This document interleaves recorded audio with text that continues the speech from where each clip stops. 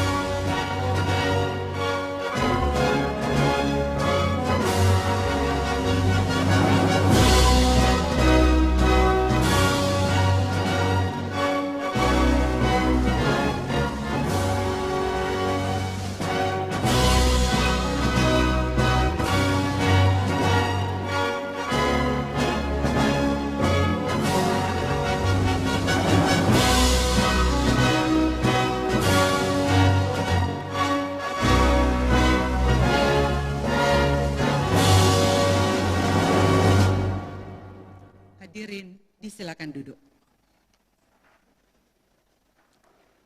Pemirsa dan hadirin, baiklah, debat pada malam hari ini akan segera kita mulai. Sebelumnya secara singkat saya akan menyampaikan bahwa ada 5 segmen yang akan kita lalui dalam debat kali ini. Segmen yang pertama adalah pemaparan visi dan misi oleh setiap pasangan calon, diberikan kesempatan atau waktu 4 menit. Segmen yang kedua, setiap pasangan calon akan menjawab pertanyaan yang sudah dibuat oleh tim penyusun materi debat dengan durasi 2 menit. Segmen yang ketiga, kepada setiap pasangan calon akan diberikan kesempatan untuk memberikan pertanyaan kepada 2 pasangan calon lainnya, dan atas jawaban dari 2 pasangan calon lainnya tersebut, paslon yang memberikan pertanyaan bisa memberi tanggapan. Segmen yang keempat sama dengan segmen yang ketiga, hanya saja dalam segmen yang keempat bisa mengajukan pertanyaan pendalaman dari pertanyaan pada segmen yang ketiga. Dan segmen kelima adalah pernyataan penutup dari setiap pasangan calon dengan durasi 3 menit. Ya, saya rasa cukup jelas ya. Baik, kita akan memulai segmen yang pertama. Di segmen yang pertama ini adalah pemaparan visi dan misi dari setiap pasangan calon. Durasinya 4 menit, dimulai pada saat penayangan video kalau paslon menyiapkan video tersebut. Baik, saya mulai dengan pasangan nomor urut 1 menyediakan video tayangan visi misi. Ya, baik. Durasinya 4 menit, kita mulai saat video tayangan diputar.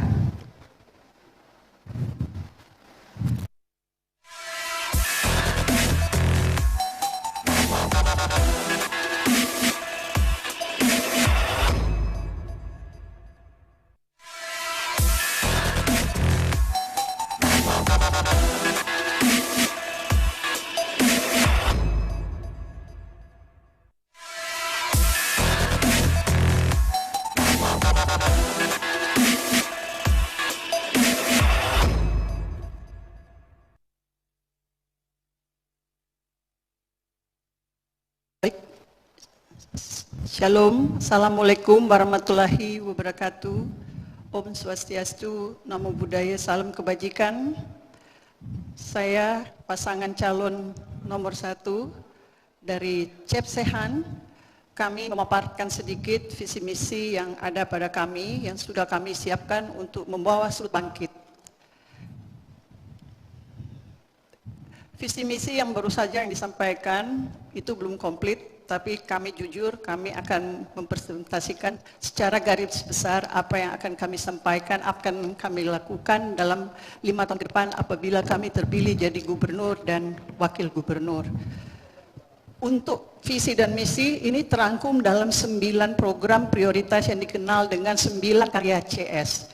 Merupakan singkatan dari cepat selesaikan masalah pembangunan untuk terwujudnya Sulut Sulawesi Utara bangkit.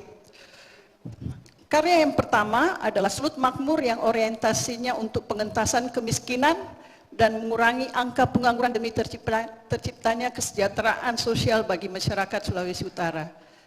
Karya kedua adalah Sulut Adil, diprioritaskan untuk memperkuat infrastruktur dan mendukung pengembangan ekonomi dan pelayanan dasar, pengembangan wilayah untuk mengurangi kesenjangan pembangunan di 15 kabupaten kota. Karya ketiga adalah Sulut Jujur yang orientasinya untuk reformasi birokrasi, melaksanakan prinsip-prinsip good government, yaitu menjadikan tata kelola birokrasi yang efektif, efisien, dan transparan, serta bebas korupsi.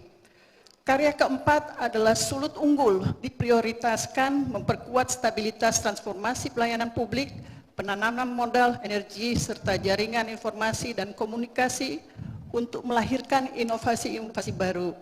Karya yang kelima adalah Sulut Cerdas dan Sehat, diprioritaskan peningkatan sumber daya manusia yang unggul dan berdaya saing melalui peningkatan kualitas pelayanan pendidikan dan kesehatan dengan berpegang pada semboyan Sito Timo Tumoto, memiliki arti manusia hidup untuk menghidupkan orang lain. Karya keenam adalah Sulut Elok, diprioritaskan pada pengelolaan sumber daya alam dan lingkungan hidup, serta penanggulangan bencana dan perubahan iklim. Karya ketujuh adalah Sulut Potensi, yaitu diprioritaskan pada pembangunan, perdagangan, pertanian, perkebunan, peternakan, pertambangan, serta perikanan dan kelautan. Karya ke-8 adalah Sulut Aman, diprioritaskan untuk membangun kebudayaan dan karakter bangsa, menjaga keamanan dan ketertiban masyarakat, serta kerukunan. Serta karya yang terakhir adalah Sulut Terdepan, diprioritaskan untuk memperkuat ketahanan ekonomi untuk pertumbuhan yang berkualitas, yaitu membangun kawasan-kawasan industri dan pariwisata, serta meningkatkan produk unggulan untuk ekspor, membangun hubungan kerjasama dengan daerah lain dan negara-negara luar. Adapun visi misi ini, kami mempunyai program unggulan, di mana ada 9 program unggulan yang kami akan prioritaskan dalam melaksanakan tugas-tugas kami. Kami persilakan wakil untuk dapat menjelaskan 9 program unggulan tersebut. Terima kasih pemirsa. Pasangan nomor 1, Kristiani Angelina Peruntu dan Seansan Banjar tentunya menyadari bahwa tugas gubernur dan wakil gubernur yaitu perpanjangan tangan pemerintah pusat, sehingga kami ke depan tentunya akan melakukan upaya koordinasi dengan pemerintah daerah, kabupaten dan kota di dalam mempercepat pertumbuhan ekonomi, penurunan angka kemiskinan, serta penurunan angka pengangguran dan penekanan terhadap inflasi. Tentunya kami telah mempersiapkan beberapa program sebagaimana tadi diungkapkan oleh calon wakil gubernur, yaitu bagaimana kita menyiapkan tempat tinggal untuk masyarakat yang layak dan kemudian memberikan ruang kepada masyarakat kita, terutama kepada yang wajib belajar, Ya, baik SMA dan juga di perguruan tinggi. Waktunya Terima kasih. selesai. Terima kasih untuk pasangan calon nomor urut 1. Selanjutnya saya memberikan kesempatan kepada paslon nomor urut 2. Kembali saya informasikan bahwa durasinya diberikan 4 menit, sudah termasuk tayangan video dan dilanjutkan dengan pemaparan secara langsung oleh setiap pasangan calon. Memiliki video tayangan Pak, Ibu? Punya, disiapkan? Ya. Baik, waktunya 4 menit, dimulai saat video tayangan diputar. Shalom, salam sejahtera bagi kita sekalian. Assalamualaikum warahmatullahi wabarakatuh. Yang saya hormati hadirin yang hadir. Saya percaya Tuhan mau dengar tapi hati supaya Sulawesi Utara diberkati Tuhan. Itu no jangan lupa nih tanggal 9 pilih nomor 2 Foni anak Panambunan Pendeta Henry Runtuwene. Foni anak Panambunan bersama dengan Bapak Pendeta Henry Runtuwene. Visi misi kami adalah Sulawesi Utara lebih maju dan sejahtera. Tentunya kami dari calon nomor 2 ingin menjadi gubernur di Sulawesi Utara, diberkati dan memberkati Sulawesi Utara. Puji Tuhan, haleluya.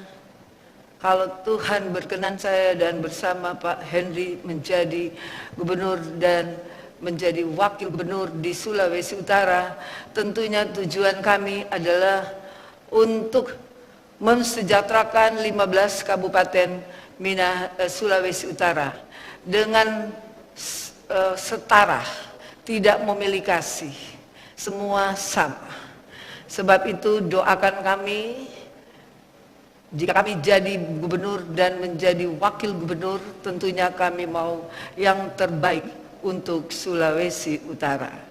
Sekali lagi bantu doa, karena kalau tidak dibantu dengan doa, tentunya kami tidak ada apa-apanya. Kami hanya manusia biasa, kami perlu doa dan dukungan dari seluruh masyarakat Sulawesi Utara.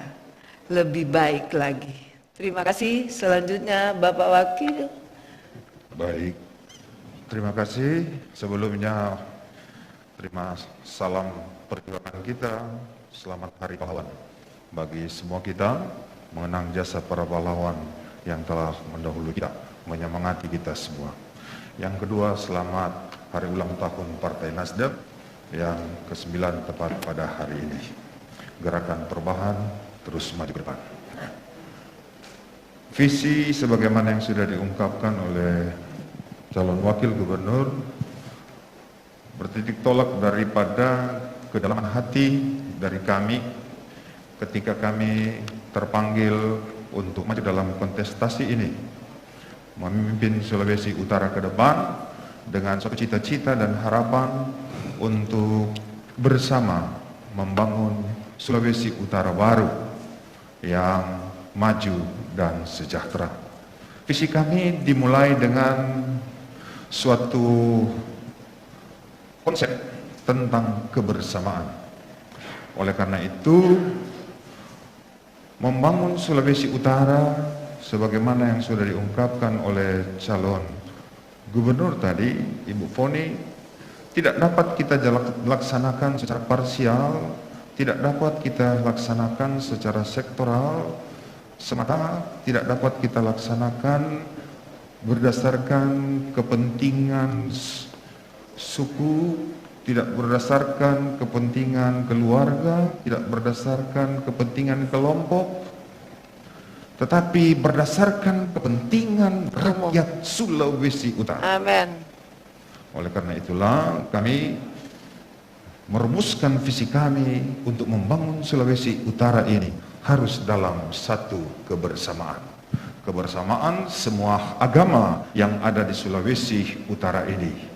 Kita harus bangun bersama tanpa ada yang dianaktirikan, tanpa ada yang diutamakan. Menuju Sulawesi Utara yang baru. Yang baru artinya bahwa kita mau memasuki suatu tahapan kehidupan dalam suasana yang lain, menggantikan suasana yang pernah ada. Kemiskinan, penderitaan, kita tinggalkan itu dan kita memasuki suatu suasana baru dalam kepemimpinan yang takut akan Tuhan.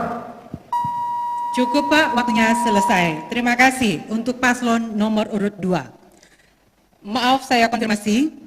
Waktu yang diberikan adalah 4 menit, sudah termasuk dengan video tayangan. Tapi tadi saat paslon nomor 1 menyampaikan visi misi, Timecode-nya sudah dimulai dengan video 30 detik dan timecode-nya 4 dimulai pada saat bercerita atau menyampaikan secara langsung. Jadi supaya sama, paslon 2 juga seperti itu, supaya sama durasinya, saya berarti memberikan kesempatan kepada paslon nomor 3, 4 menit 30 detik. Memiliki video tayangan, Pak? Tidak. Berarti 4 menit 30 detik itu digunakan untuk menyampaikan secara langsung visi misi. Baik, 4 menit 30 detik dimulai saat Anda berbicara. Salam sejahtera bagi kita sekalian. Assalamualaikum warahmatullahi wabarakatuh. Shalom. Yang kami hormati jajaran KPU, Bawaslu, Forum Pimpinan Daerah, para pemirsa di rumah, warga Sulawesi Utara yang kami cintai. Salam damai buat kita semua, termasuk juga dengan kedua sahabat kami pasangan nomor 1 dan nomor 2. Izinkan kami menyampaikan banyak selamat atas penganugerahan Pahlawan Nasional bagi putra terbaik Sulawesi Utara, mantan Menteri Penerangan Bapak Arnold Menonutu pada hari pahlawan kemarin. Selama 5 tahun melayani rakyat, kami sudah mengawal visi Sulut, berkarir dalam bidang ekonomi, berdaulat dalam pemerintahan, dan berkebudayaan dalam budaya. Hal ini terlihat dari capaian indikator makro seperti pertumbuhan ekonomi 5-6% per tahun, berada di atas rata-rata nasional.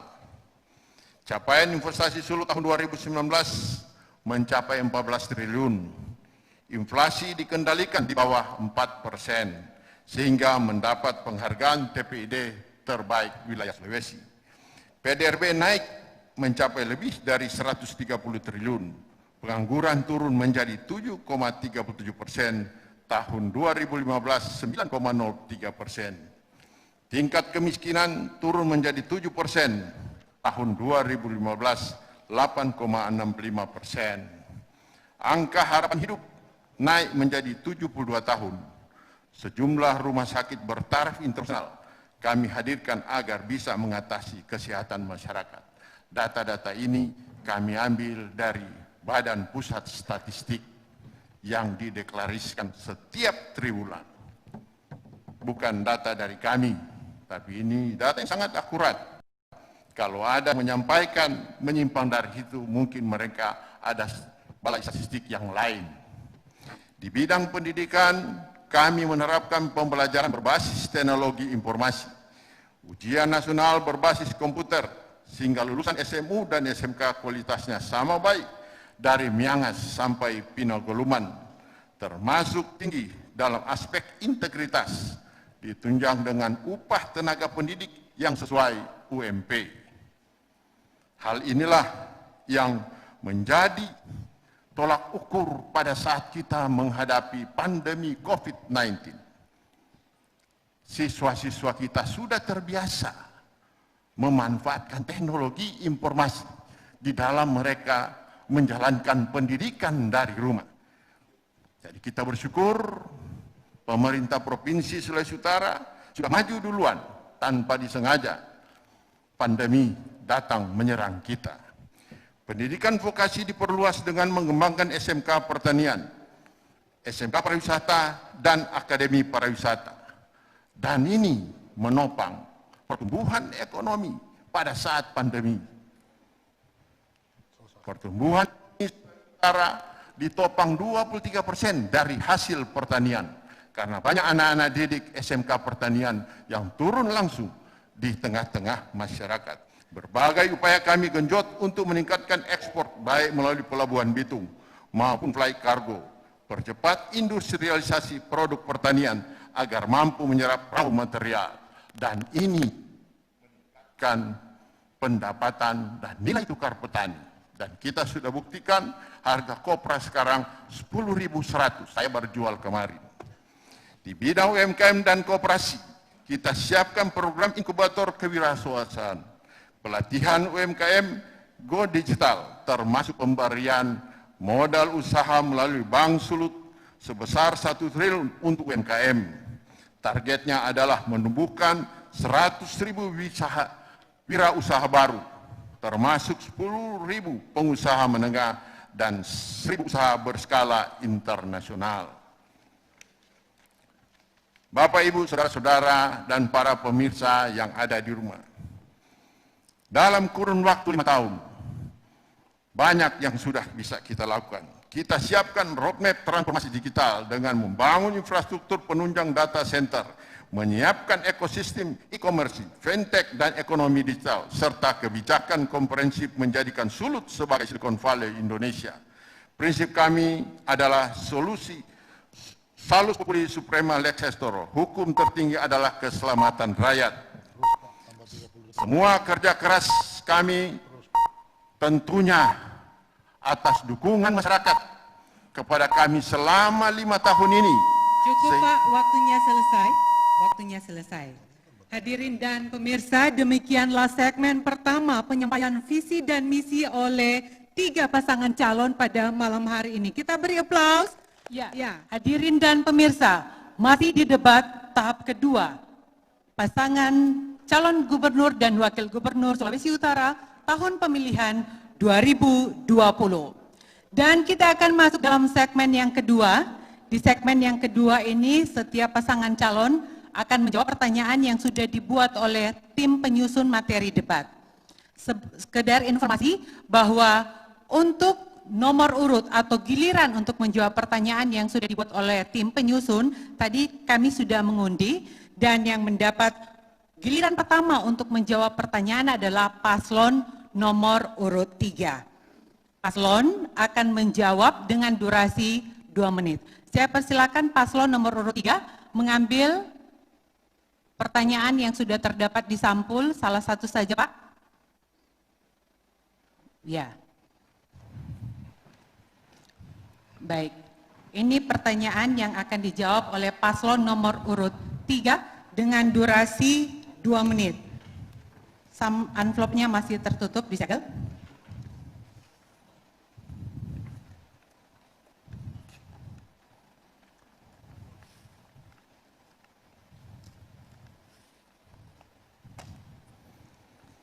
Ya, ini dia. Pertanyaannya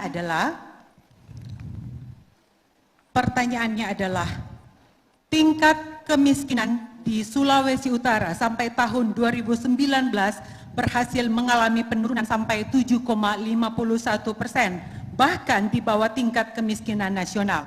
Ketika mengalami bencana pandemi COVID-19, Biro Pusat Statistik Sulut merilis angka kemiskinan di Sulut naik sebesar 7,62% atau meningkat 3,770 orang. Meningkat 3.770 orang. Sementara tingkat pengangguran terbuka tahun 2020 naik 7,37% dari 6,01% tahun 2019. Disadari bahwa banyak keluarga rentan miskin, UMKM dan koperasi terdampak pandemi COVID-19. Jika terpilih sebagai gubernur dan wakil gubernur, apa program strategis dalam penanggulangan kemiskinan? Saya pastikan dulu durasi untuk menjawab 2 menit. 2 menit sudah tersedia di layar. Silakan. Waktu dimulai saat menjawab. Terima kasih. Masyarakat miskin kita petakan dalam 3 kelompok, yaitu paling miskin, miskin dan rentan miskin. Agar supaya pada saat kita penanganan betul-betul mencapai dan tepat sasaran. Satu basis data terpadu untuk kemiskinan kemungkinan kita identifikasikan dalam pendekatan khusus di setiap segmen dan treatment yang pas. Untuk kelompok paling miskin, strategi kita adalah mengurangi beban pengeluaran masyarakat miskin dalam jangka pendek, memberikan pengaruh pada pendapatan rumah tangga miskin, berikan bantuan sosial tepat sasaran, bantuan kelompok tani dan nelayan miskin untuk ketersediaan pupuk, benih, dan persediaan obat-obatan nilai tukar usaha petani sudah akan membaik kalau kita lakukan ini. Untuk kelompok miskin, kita kembangkan dan jamin keberlanjutan usaha mikro kecil dan menengah, termasuk pemberian asuransi pertanian, memutuskan mata rantai kemiskinan antara generasi melalui peningkatan kualitas kesehatan, nutrisi, pendidikan, dan kapasitas pendapatan anak di masa depan. Akses permodalan usaha kita bantu dengan program kemitraan atau pemberdayaan bersinergi dengan pemerintah pusat, ada program PNPM. Untuk kelompok rentan miskin atau hampir miskin, pelatihan teknis tertentu untuk kelompok masyarakat. Pelatihan operator alat berat, pelatihan teknisi handphone, laptop, usaha salon dan kecantikan, dan lain-lain. Memberikan kepastian kepada anak menyangkut masa depannya. Merubah perilaku keluarga miskin agar memberikan perhatian yang besar kepada pendidikan dan kesehatan mereka dan mengurangi jumlah pekerja anak. Hal-hal ini yang telah kita terapkan, sehingga saya percaya di semester keempat ini pengangguran dan kemiskinan akan kembali seperti tahun 2019. Terima kasih. Masih ada waktu Pak, silakan. Cukup. Cukup, baik. Terima kasih paslon nomor urut 3. Selanjutnya giliran untuk paslon nomor urut 1. Silakan untuk mengambil pertanyaan. Iya. Waktu untuk menjawab pertanyaan ini durasinya 2 menit.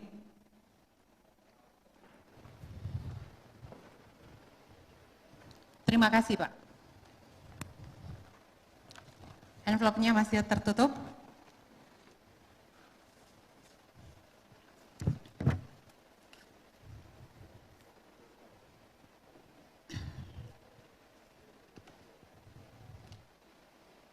Iya. Pertanyaan apa yang akan dijawab oleh paslon nomor urut 1?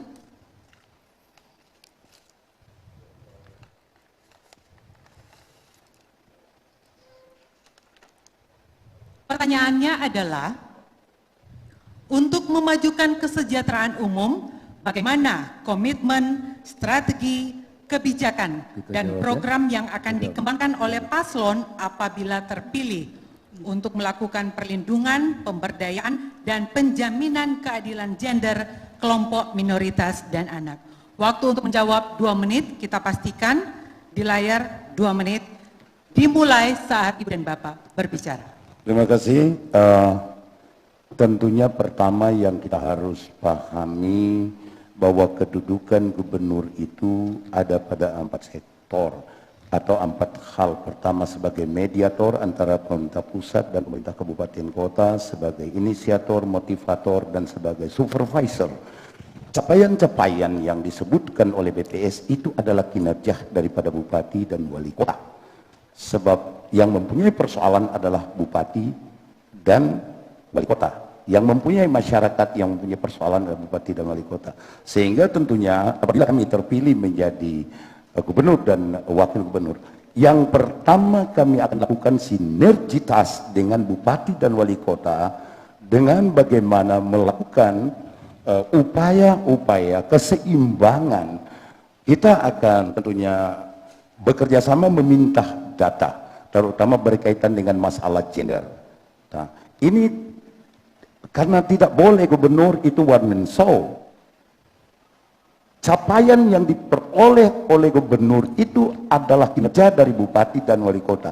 Semua problem itu ada pada bupati dan wali kota. Kunci sebenarnya kinerja daripada gubernur sebagai pengelola anggaran yang kita akan kelola pada tahun 2021 merupakan upaya stimulus kepada pemerintah daerah untuk penyelesaian permasalahan termasuk masalah gender, pemberian hak yang seimbang kepada semua tentunya sesuai dengan kebutuhan secara proporsional, Saya kira terlalu simpel bagi kinerja gubernur.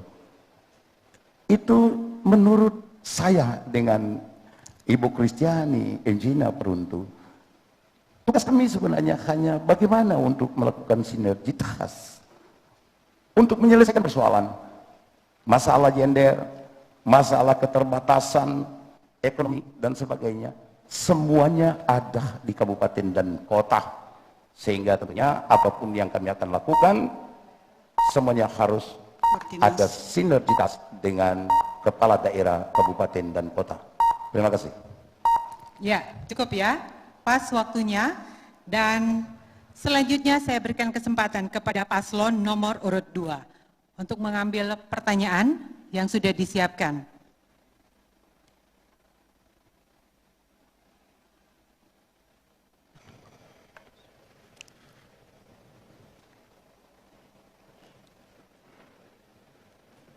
Terima kasih, Bapak.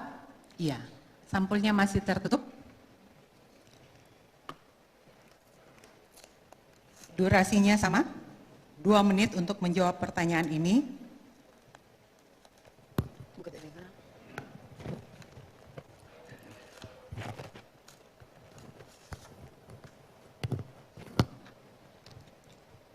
Pertanyaannya adalah, amanat Undang-Undang Dasar 1945 yang diamandemen pasal 28H ayat 2, setiap orang berhak memperoleh kemudahan dan perlakuan khusus untuk memperoleh kesempatan dan manfaat yang sama guna mencapai persamaan dan keadilan. Lebih lanjut dalam pasal 28 1 ayat 2, setiap orang berhak bebas dari perlakuan yang bersifat diskriminatif atas dasar apapun dan berhak mendapatkan perlindungan terhadap perlakuan yang bersifat diskriminatif itu. Maka dalam aturan turunannya Undang-Undang Nomor 8 Tahun 2016 tentang penyandang disabilitas memuat 33 hak dan 25 sektor yang intinya memberi perlindungan, penghormatan, dan pemenuhan hak-hak bagi penyandang disabilitas. Jika Anda terpilih menjadi gubernur dan wakil gubernur, apa dan bagaimana komitmen serta program strategis dalam memperoleh hak pendidikan, berkeadilan, kesehatan, fasilitas umum, dan pekerjaan layak bagi penyandang disabilitas? Waktu 2 menit, sudah tertera 2 menit, dimulai saat Ibu dan Bapak berbicara, silakan. Terima kasih. Pertanyaannya adalah mencakup masalah seperti anak cacat ya. Jadi ada anak-anak yang ada cacat yang memang benar-benar cacat ya, yang tidak bisa buat apa-apa seperti yang di Sayap Kasih. Tentunya kita yang betul-betul harus membantu dengan benar-benar, yaitu apa yang menjadi keperluan mereka kita berikan. Bahkan kita sebagai gubernur harus memfasilitasi pembangunan ataupun sarana yang ada, kursi roda ataupun yang lain-lain yang diperlukan.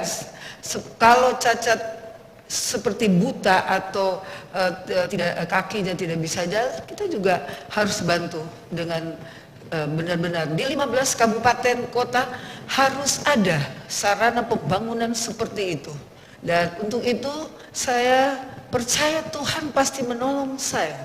Kalau saya jadi gubernur, tentu kita harus benar-benar perhatikan anak-anak yang cacat seperti demikian.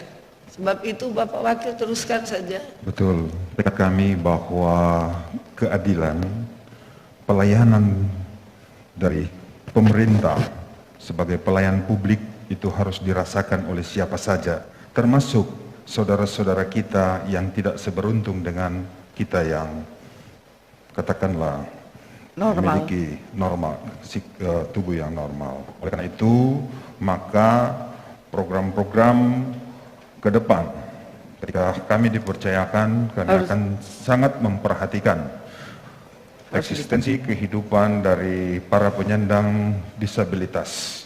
Tentunya lewat program-program konkret, pengadaan sarana infrastruktur yang memadai ya. Termasuk juga bagaimana kita akan mengadakan pembangunan-pembangunan yang memperhatikan eksistensi mereka. Misalnya ada rel pemandu, pintu sensor, tempat istirahat ya.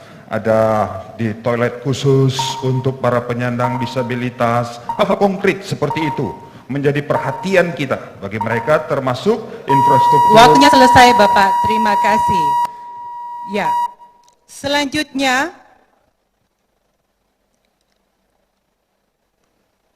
Demikianlah segmen kedua, menjawab pertanyaan yang sudah dibuat oleh tim penyusun materi debat. Kita beri aplaus kepada 3 pasangan calon yang sudah melewati segmen kedua ini. Hadirin dan pemirsa, masih dari debat pasangan gubernur dan calon gubernur Sulawesi Utara tahun pemilihan 2020. Kita akan masuk di segmen ketiga.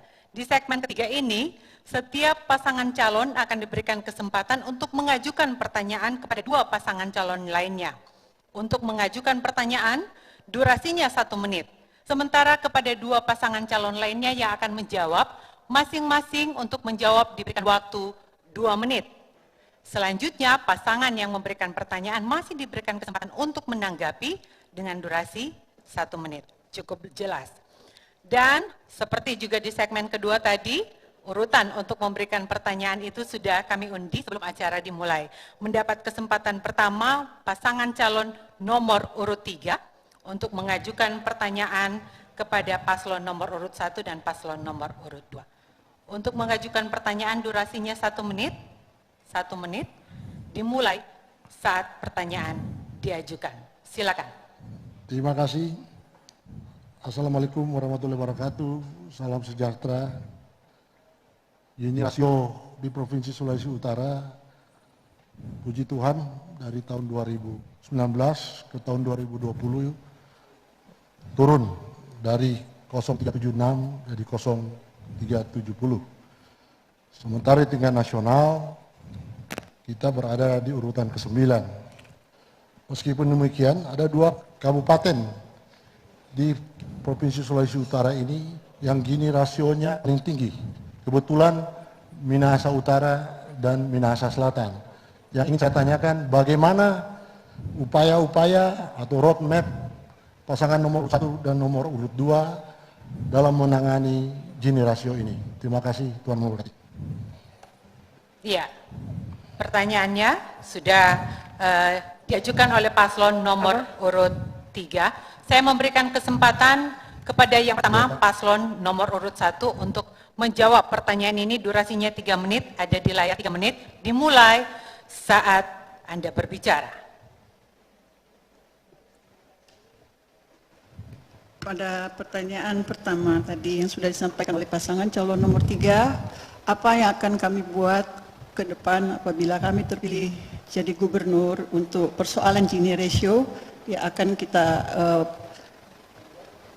lakukan dalam upaya peningkatan Gini ratio ini agar supaya apa yang menjadi program unggulan kami nantinya ke depan, yaitu dalam pengentasan hal-hal seperti ini, program-program yang nantinya dapat mensejahterakan kesejahteraan petani dan nelayan, itu yang akan kami lakukan.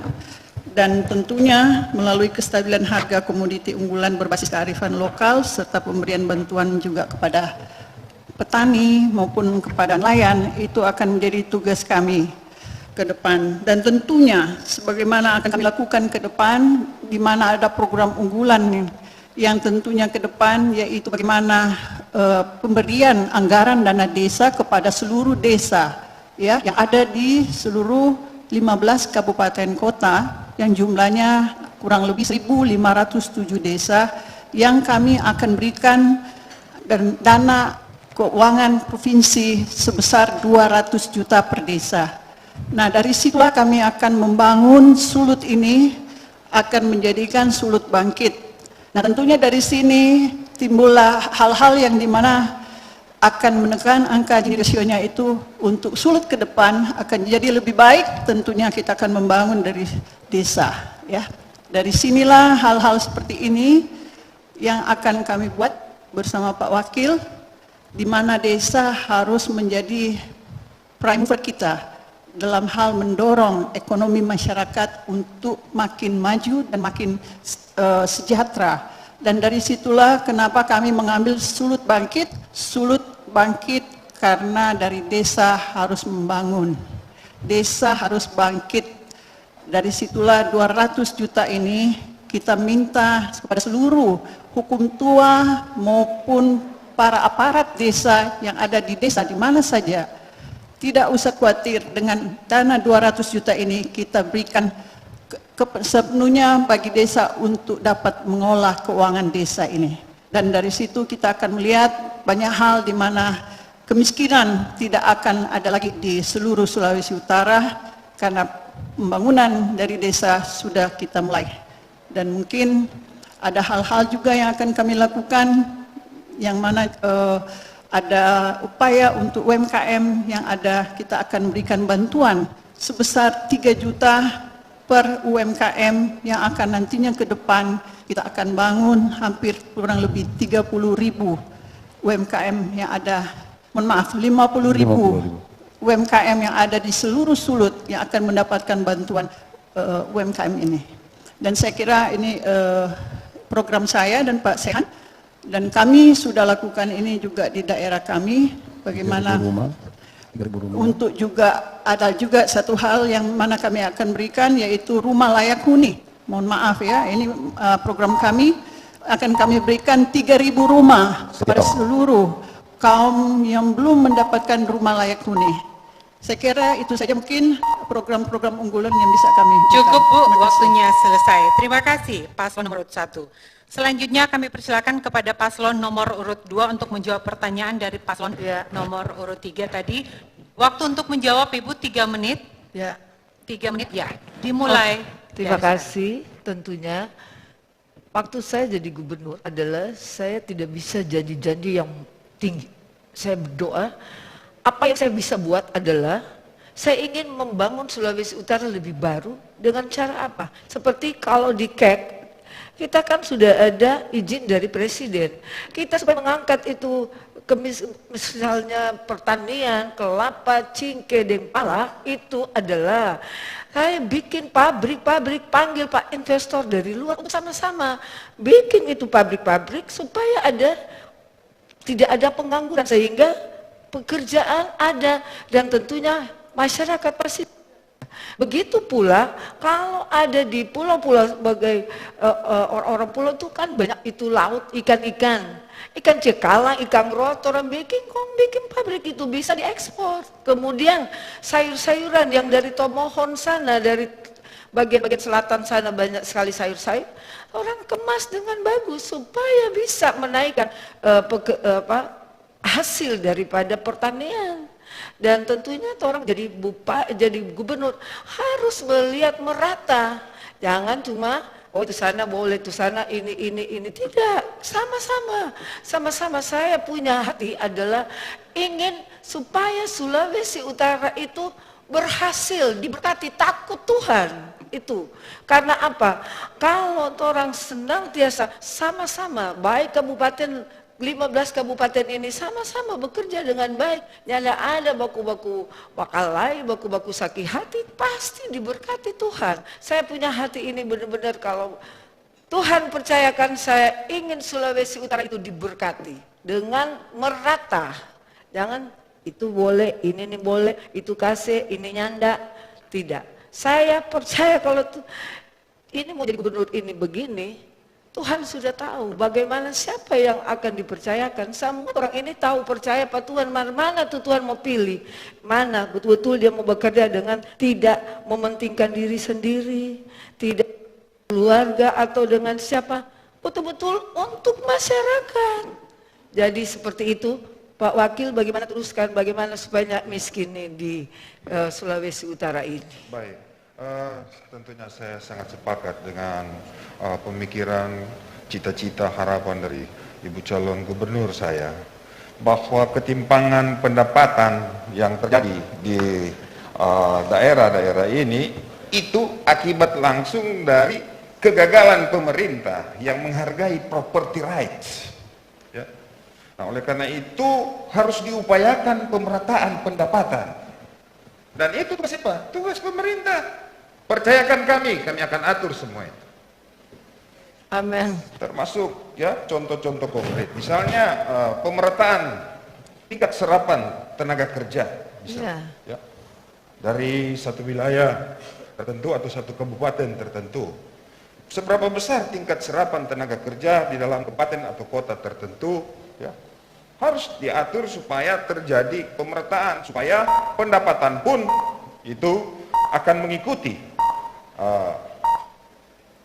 secara langsung. Nah, oleh karena itu ada beberapa hal. Maaf Pak, waktunya selesai. Terima kasih paslon nomor urut 2. Masih diberikan kesempatan kepada paslon nomor 3 untuk menanggapi jawaban yang sudah diberikan paslon nomor 1 dan paslon nomor 2. Untuk menanggapinya diberikan durasi 1 menit. 1 menit dimulai